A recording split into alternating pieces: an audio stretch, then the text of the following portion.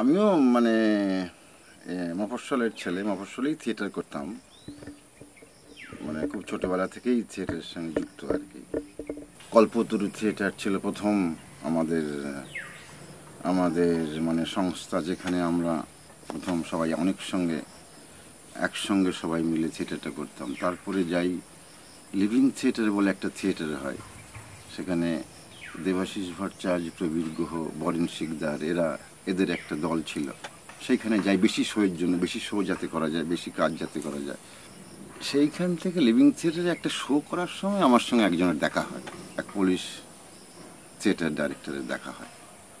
সেই আমাকে তখন মানে উপযাচক হয়ে আমাকে ওনার সঙ্গে কিছুদিন কাজ করার জন্য একটা নিমন্ত্রণ দেন। সেইখানে আমি পোল্যান্ডে যাই ওনার সঙ্গে 5 বছর কেটে যায়। কিন্তু ওনার সঙ্গে কাজ করতে যাওয়ার আগে আমি চিন্তা করেছিলাম যে আমি খুব ভালো মানে অ্যাক্টিং, স্টেজ, থিয়েটারের, উনি যেভাবে থিয়েটার করেন সেইগুলো মানে ভালোভাবে করে খুব একটা ইচ্ছে ছিল এরকম। কিন্তু ওনার সঙ্গে কাজ করা শুরুই হলো আমার ফরেস্টের মধ্যে, যে এইটা আমাকে, উনি গ্রোটস্কি আমাদের টিচার, গ্রেট টিচার। ওইখান থেকেই শুরু হয় আমার মানে মানে থিয়েটার অফ সোর্স এই নামটা ছিল ওনার সেই সময়কার কাজের। আমি কিছুদিন ট্রি অফ পিপুলের কাজ করেছি, তারপরে থিয়েটার অফ সোর্সে আমি চলে যাই, যেটা ছিল নেচারের মধ্যে যে কাজটা ছিল।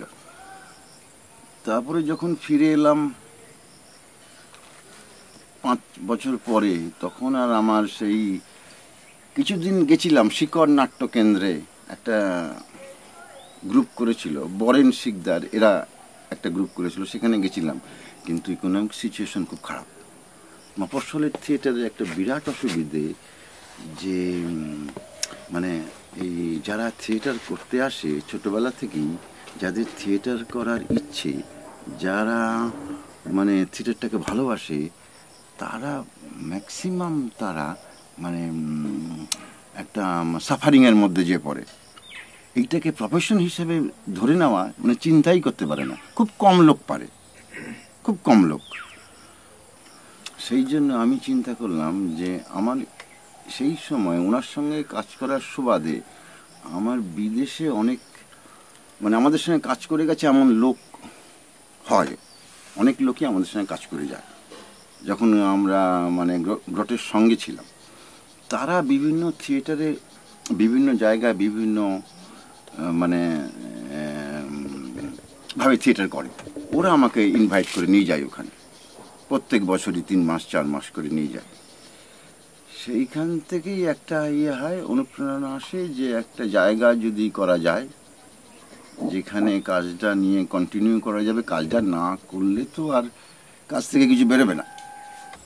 আমার স্ত্রী এখানকার প্রফেসর ছিল, ছেলে এখানে পড়তো।